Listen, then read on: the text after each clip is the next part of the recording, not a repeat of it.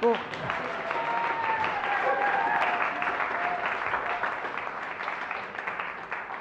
bonsoir tout le monde. Good evening, everybody. Just a few words of welcome first. I think I know that a lot of you are Brel fanatics, but not everybody, so I ought to explain a little bit who Jacques Brel is. This man who's posted all around the auditorium and all around the common room. He was probably the greatest of the recent French singer-songwriters.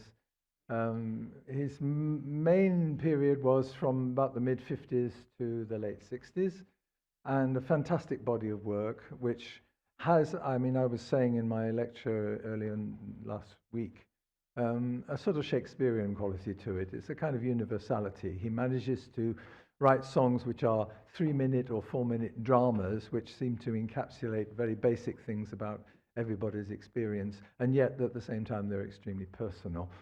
And he was also very unusual in his musical tastes, and that is quite unique as well, the orchestrations that he produced. He doesn't sound like anybody else at all. So that's who Brel is.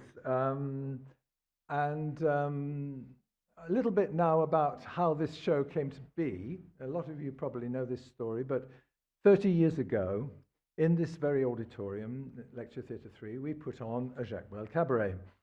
And it was, I'm happy to say, one of the most memorable experiences in my university career. I've been retired for 10 years now, but it really was the highlight of that.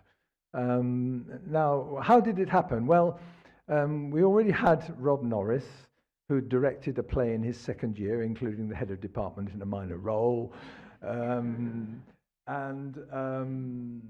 came back in his final year, and I was chatting to Rob and discovered that he loved Brel as much as I do.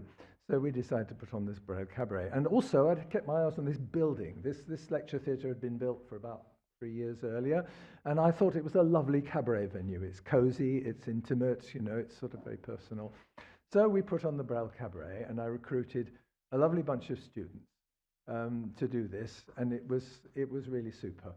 And the interesting thing is that 20 years later, they wanted to revive it in the Rosemary Branch in Islington, in the pub.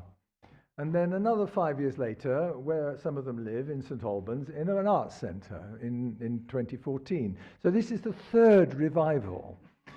And I think what's interesting about that is that the extent to which the Brel ethos has marked the people in this show, because they really subscribe to it. It's a certain attitude of living intensively and fully and with all the total gamut of emotions, and that's what you get very much from the Brel songs. Okay, so that's a little bit of the background. Most of the cast, with one or two exceptions, are members of that original cast. So now they are around 50 and have children in the university. One niece is performing in the orchestra, others have been serving behind the bar, and so on and so on and so on. So I'll do a little introduction of our musicians later, but anyway, virtually everybody, with the exception, I think, of Thomas, is at the back here, our accordionist, who was recruited only about a month ago. He's a visiting Australian, and he's really very good. I think I won't go into any more details, really, but now the other thing I have to say, a big vote of thanks for a certain number of people. They are all listed, in fact, at the back of your program, on the bottom there. So I won't go through all the names, just to let you say that the School of Modern Languages has been very supportive in this event, organising everything, sorting out the porters, sorting out everything, really. Even the catering was done through the school. So I do owe a big debt of thanks to Andrea Shonley, Anne Payne, Barnaby Harding, Laura Muchmore, and Nick Bartram, all of whom have been very, very, very helpful. And I think the other two people that I have to give a big vote of thanks for, and that's also on here, is our two co-producers and sponsors, John Norris and Mike Wilkins, without which this would literally not have been possible. So give them a round of applause.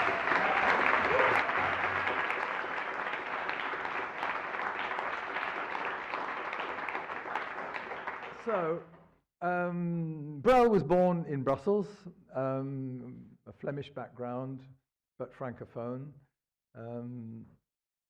And I think just to launch the show, we're going to take you back to that much maligned city, subject to surrender bills and things of that sort. And it's called Bruxelles.